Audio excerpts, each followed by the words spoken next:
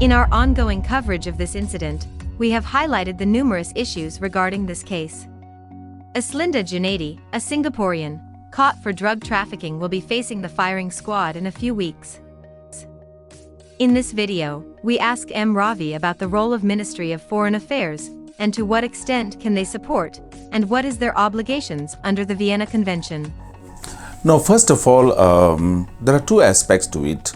One is that the Singapore Ministry of Foreign Affairs can't actually engage a lawyer because embassies don't have this duty, or it is also fair to impose that obligation for them to engage a lawyer because they can't front the lawyer as well in terms of monies and so on.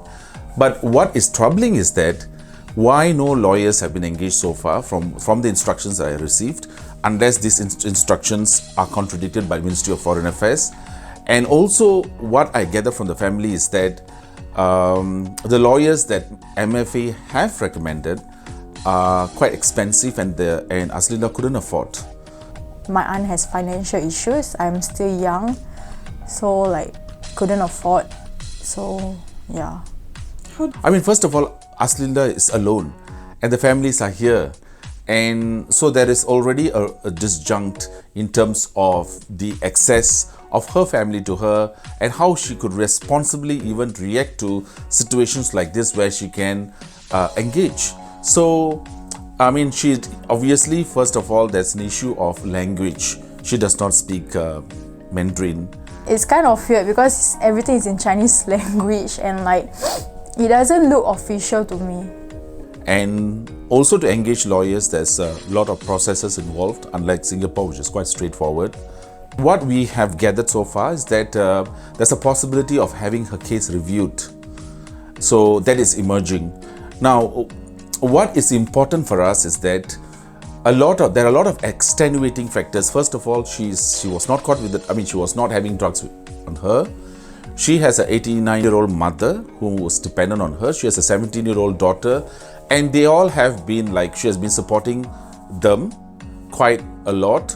And so she's quite a responsible lady who's very engaged in the family.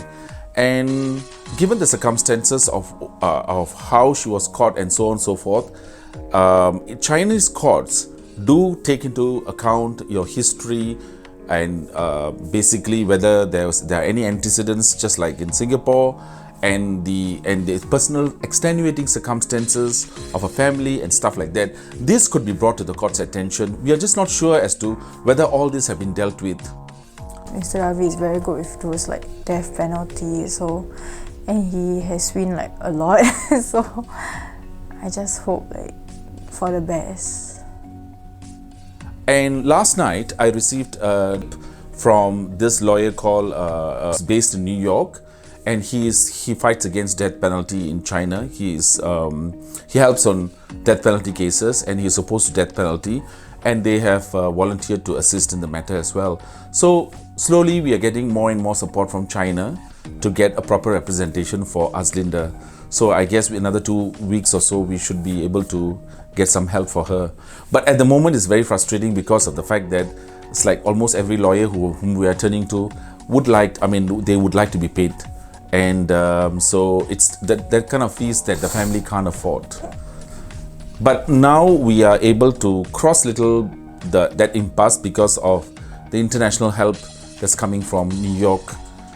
Yesterday I received a note from New York saying that they are going to approach some pro bono network to see whether they can assist.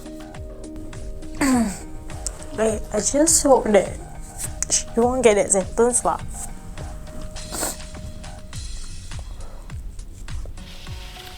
There is a petition to save Aslinda, and her daughter is hopeful that she can someday reunite with her mother once again.